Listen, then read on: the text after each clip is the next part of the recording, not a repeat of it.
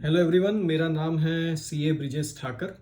और नॉर्मली इस चैनल पे हम लोग डिस्कशन करते हैं जीएसटी और अदर टैक्सेशन रिलेटेड लॉ के बारे में। काफ़ी वक्त से एक टॉपिक जो था जिसका डिस्कशन करना मैं चाहता था कि constitutional validity of a taxation law. वैसे तो जब हमने जीएसटी की सीरीज शुरू की थी उसमें कॉन्स्टिट्यूशनल प्रोविजंस जो थी, कॉन्स्टिट्यूशनल अमेंडमेंट एक्ट जो हुआ 101st कॉन्स्टिट्यूशनल अमेंडमेंट एक्ट 2016 में, उसके बारे में डिस्कशन किया था। उसमें जो आर्टिकल्स इंसर्ट किए गए, जो सोर्स है टैक्सेशन लॉ के पावर्स का, आर्टिकल 265 उसका डिस्कशन किया था। इन सारे डिस्कशन के ऊपर से एक जो टॉपिक है जो मेरे माइंड में काफ़ी वक्त से चल रहा है कि जिसके बारे में आपके साथ थोड़ा डिस्कशन किया जाए कि जो कॉन्स्टिट्यूशनल वैलिडिटी होती है वो एग्जैक्टली कैसे काम करती है।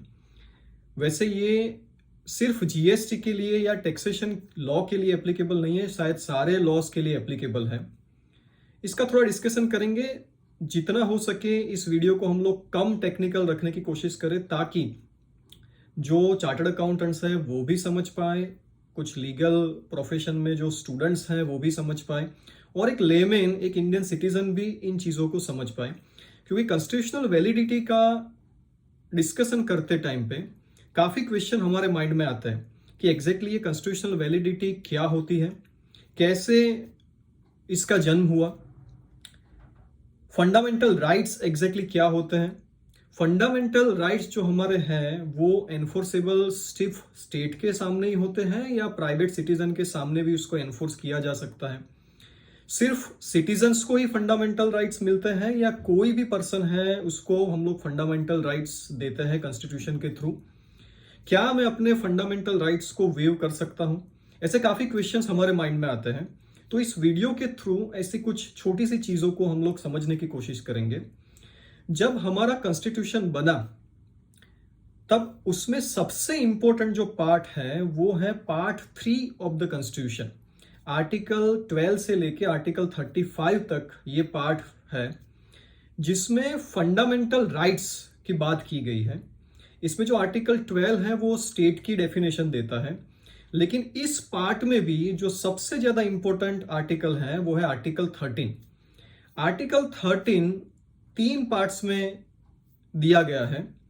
सबसे पहले ऐसी बात की गई है कि जिस दिन से ये कॉन्स्टिट्यूशन एप्लीकेबल होगा उस वक्त जो भी लॉ इंडिया में एप्लीकेबल होंगे, जो ब्रिटिश एरा के लॉज थे। आपको शायद पता होगा कि इंडियन इंडिपेंडेंस एक्ट जब पास हुआ तब ऐसी प्रोविजन की गई थी कि जितने भी लॉज अभी इंडिया में एप्लीकेबल हैं, जो ब्रिटिश एरा के एक्ट्स हैं, वो सब कंटिन्यू रहेंगे अनलेस कि इंडियन पार्लियामेंट जो है वो उसको रिपील करें या उसको अमेंड करें। तो सारे लॉ उस टाइम पे भी एप्लीकेबल थे। तो आर्टिकल 13 का जो फर्स्ट प्रोविजन है वो हमको ऐसा बोल रहा है कि जो भी acts at the time of applicability of constitution India में एप्लीकेबल है, अगर उनकी कोई भी प्रोविजन इस पार्ट के अगेंस्ट में जाती, इस पार्ट के मतलब पार्ट 3 फंडामेंटल राइट्स जो हमारे हैं उसके अगेंस्ट में जाती है, तो उतने पोर्शन तक उन लॉज की प्रोविजन को वॉइड गिना जाएगा। ये सबसे पहली बात, मतलब कि जो एग्जिस्टिंग लॉ थे अगर उनमें कोई भी प्रोविजन ऐसी है जो फंडामेंटल राइट्स के अगेंस्ट में जाती है तो वो वॉइड मानी जाएगी। कॉन्स्टिट्यूशन एप्लीकेबल होने के बाद जो भी लॉज बनेंगे, अगर उनमें कोई प्रोविजन ऐसी इंसर्ट की जाती है जो कि पार्ट 3 ऑफ द कॉन्स्टिट्यूशन के अगेंस्ट में जाती है तो उसको भी वॉइड माना जाएगा। और पार्ट 3 ऑफ द कॉन्स्टिट्यूशन जो है उसमें आर्टिकल 13(3) हमको ऐसा बोलता है कि भाई लॉ का मतलब क्या होगा। Law will include rules also, regulations also, ये सारी चीजें लॉ में कवर हो जाती है। इन शॉर्ट कोई भी प्रोविजन जो लेजिस्लेचर्स लेजिस्लेट करते हैं उसमें कोई भी चीज अगर पार्ट 3 ऑफ द कॉन्स्टिट्यूशन के अगेंस्ट में जा रही है, मतलब कि जो भी fundamental rights part 3 of the constitution में गारंटीड किए गए हैं उसके सामने अगर जा रही है तो उतने पोर्शन को वॉइड माना जाएगा। ये है आर्टिकल 13। अच्छा, ये आर्टिकल 13 की तो प्रोविजन है, लेकिन उसको ऑपरेटिव कैसे किया जाता है, तो उसकी जो ऑपरेशनल प्रोविजन है वो दी गई है आर्टिकल 32 में। आर्टिकल 32 हमको ऐसा बोल रहा है कि अगर आपके फंडामेंटल राइट्स का वायोलेशन होता है then you can approach to Supreme Court, और सुप्रीम कोर्ट इंश्योर करेगी कि आपके फंडामेंटल राइट्स जो है उसका प्रोटेक्शन हो।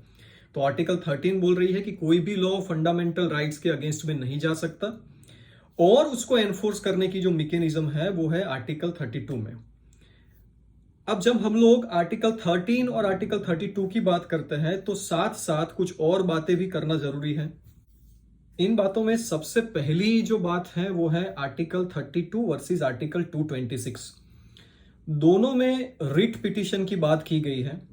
आर्टिकल 32 में हम रिट पिटीशन फाइल करते हैं सुप्रीम कोर्ट में। आर्टिकल 226 में हाई कोर्ट्स को पावर दिए गए हैं कि वो रिट दे सकती हैं। दोनों में डिफरेंस क्या है? दोनों में सबसे पहला डिफरेंस ये है कि आर्टिकल 32 जो है वो पार्ट 3 ऑफ द कॉन्स्टिट्यूशन का पार्ट है। पार्ट 3 ऑफ द कॉन्स्टिट्यूशन जो है वो फंडामेंटल राइट्स की बात करता है। इसका मतलब ये है कि article 32 itself is a fundamental right. तो फंडामेंटल राइट के वायोलेशन के सामने सुप्रीम कोर्ट में जाना वो खुद हमारा फंडामेंटल राइट है, जबकि आर्टिकल 226 जो है वो फंडामेंटल राइट का पार्ट नहीं है। तो हमारे फंडामेंटल राइट्स का वायोलेशन होता है तो अंडर आर्टिकल 226 जब हम लोग हाई कोर्ट में पिटीशन फाइल करते हैं तो ये फंडामेंटल राइट हमारा नहीं है कि हम लोग हाई कोर्ट में रिट पिटीशन फाइल कर पाए। ये सबसे पहला डिफरेंस आर्टिकल 32 और 226 के बीच में। दूसरी चीज जो है, आर्टिकल 32 सिर्फ बात करता है वायोलेशन ऑफ फंडामेंटल राइट्स की, जबकि आर्टिकल 226 में दोनों बातें की गई है, violation of fundamental rights and other reasons. तो अगर हम हाईकोर्ट का अप्रोच करते हैं तो वो या तो हमारे फंडामेंटल राइट्स के वायोलेशन की वजह से हो सकता है या फिर किसी और रीजन की वजह से भी हो सकता है। इसका मतलब ये हुआ कि जो पावर्स ऑफ हाईकोर्ट है for this purpose under article 226 is wider than the powers of supreme court given under article 32। तो ये दोनों के बीच में इंपॉर्टेंट डिफरेंस है। दूसरा सवाल हमारे माइंड में यह आता है कि क्या फंडामेंटल राइट्स सिर्फ सिटीजन्स को दिए गए हैं, इंडियन सिटीजन्स को दिए गए हैं, या किसी और पर्सन को भी, मतलब कि जो इंडिया में है, जो सिटीजन नहीं है इंडिया का, उसको भी फंडामेंटल राइट्स मिलते हैं? तो ये याद रखना है कि आर्टिकल 15 के जो फंडामेंटल राइट्स हैं 16, 19, 29 और 30, इतने आर्टिकल्स के अंदर जो फंडामेंटल राइट्स गारंटीड किए गए हैं वो नॉन सिटीजन्स को नहीं मिलता है, वो सिर्फ और सिर्फ सिटीजन्स को मिलता है। बाकी सारे आर्टिकल्स जो है पार्ट 3 में, उसमें जो राइट्स दिए गए हैं वो citizens as well as non citizens दोनों को मिलते हैं।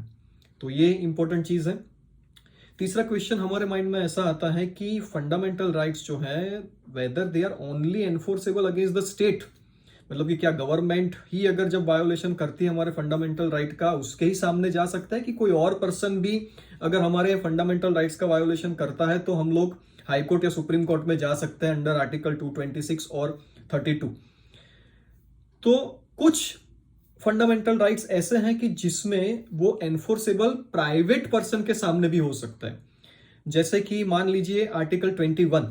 आर्टिकल 21 बोल रहा है कि no person can be deprived of his life and personal liberty without following the due procedure established by law. ये जो राइट है हमारा वो सिर्फ स्टेट के सामने एनफोर्सेबल नहीं है, वो प्राइवेट सिटीजन के सामने भी, प्राइवेट पर्सन के सामने भी आप एनफोर्स कर सकते हैं। अब आखिरी और बहुत ही इंपॉर्टेंट क्वेश्चन जो पार्ट 3 के बारे में हमारे माइंड में आता है, और बहुत ही इंटरेस्टिंग क्वेश्चन है ये, कि क्या मैं अपने फंडामेंटल राइट्स को वेव कर सकता हूं? इसका मतलब ये है कि क्या डॉक्ट्रिन ऑफ वेवर जो है वो फंडामेंटल राइट्स के केस में एप्लीकेबल होता है? क्या मैं इंप्लाइडली या एक्सप्रेसली ऐसा बोल सकता हूं कि जो पार्ट 3 में फंडामेंटल राइट्स दिए गए हैं मुझे उसकी जरूरत नहीं है, मैं नहीं ले रहा हूं इन राइट्स को? या तो फिर मैंने एक बार बोल दिया कि ये राइट्स मेरे नहीं हैं, तो क्या बाद में मैं मुकर सकता हूं उन चीज से?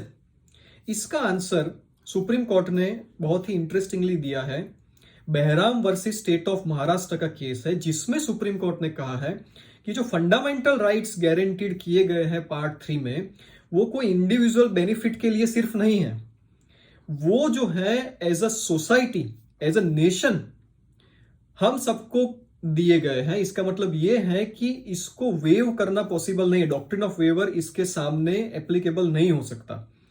तो कोर्ट में जाके गवर्नमेंट, स्टेट या कोई भी और पर्सन नहीं बोल सकता कि भाई इस पर्सन ने तो अपने फंडामेंटल राइट्स को वेव कर दिया है तो वो अपने फंडामेंटल राइट्स अब नहीं मांग सकता, ऐसा नहीं हो सकता।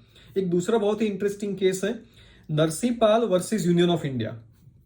इस केस में किसी एक ऑर्गेनाइजेशन ने, किसी एक डिपार्टमेंट ने अपने एम्प्लॉय को, कोई क्रिमिनल केस उसके सामने हुआ इसलिए निकाल दिया। निकाल देने के बाद उसको कुछ रिट्रेचमेंट कंपनसेशन भी उन लोगों ने पे किया। बाद में केस जब चला कोर्ट में, तो कोर्ट में यह पाया गया कि उस पर्सन की कोई गलती नहीं थी। जो भी उसके सामने केसेस फाइल किए गए थे, क्रिमिनल केसेस, उन सबको वापस ले लिया गया। तो ये जो पर्सन है उसने पिटीशन फाइल की सुप्रीम कोर्ट में कि भाई मुझे जो निकाला गया है गवर्नमेंट के द्वारा वो गलत निकाला गया है। मेरे फंडामेंटल राइट जो आर्टिकल 21 में दिया गया है, मुझे लाइफ और पर्सनल लिबर्टी का जो राइट है उसका वायोलेशन हो रहा है। यूनियन ऑफ इंडिया ने आर्ग्यूमेंट ऐसी की कि इस पर्सन ने रिट्रेचमेंट कंपनसेशन एक्सेप्ट किया है, और रिट्रेचमेंट कंपनसेशन एक्सेप्ट कर लिया उसका मतलब यह है कि उसने अपने इस राइट को वेव कर दिया है। अब वो कोर्ट में नहीं बोल सकता कि भाई ये मेरे फंडामेंटल राइट जो आर्टिकल 21 में दिया गया है मुझे, उसका वायोलेशन है। सुप्रीम कोर्ट ने बोला कि acceptance of the retrenchment compensation doesn't mean कि उसका फंडामेंटल राइट उसने वेव किया है। तो फंडामेंटल राइट को वेव नहीं किया जा सकता। डॉक्ट्रिन ऑफ वेवर उसके सामने एप्लीकेबल नहीं होता है। एक और केस है Basheshar Nath versus commissioner of income tax, जिसमें 1955 का जो इनकम टैक्स एक्ट था उसकी कोई सेक्शन थी, सेक्शन 5, जिसके तहत कुछ इन्वेस्टिगेशन हुआ एसएससी के ऊपर, और बाद में वो सेटलमेंट में गया। उसने एक्सेप्ट किया कि भाई हर महीने इतने इतने रुपए में भरूंगा। सुप्रीम कोर्ट ने बाद में किसी केस में बताया कि भाई ये जो इनकम टैक्स की सेक्शन 5 सबसेक्शन 1 है वो ही अगेंस्ट द आर्टिकल 14 है, फंडामेंटल राइट्स के ही अगेंस्ट में है, और उसको क्वॉश कर दिया गया। इस पर्सन ने बाद में पिटीशन फाइल की सुप्रीम कोर्ट में कि भाई जो प्रोविजन है जिसके तहत इन्वेस्टिगेशन हुआ है मेरे ऊपर, वही अब एग्जिस्ट नहीं करती है। तो जो मैंने एक्सेप्ट किया था पेमेंट सेटलमेंट के टाइम पे, वो करना नहीं बन रहा है। गवर्नमेंट ने आर्ग्यूमेंट ऐसी की कोर्ट में कि एक बार इस पर्सन ने एक्सेप्ट किया है कि भाई मैं सेटलमेंट के पैसे इंस्टॉलमेंट में पे करूंगा, इसका मतलब यह है कि डॉक्ट्रिन ऑफ वेवर यहां पर एप्लीकेबल होगा। अब वो कोर्ट में नहीं बोल सकता है कि भाई मेरे किसी राइट का वायोलेशन हो रहा है, उसने खुद एक्सेप्ट किया है।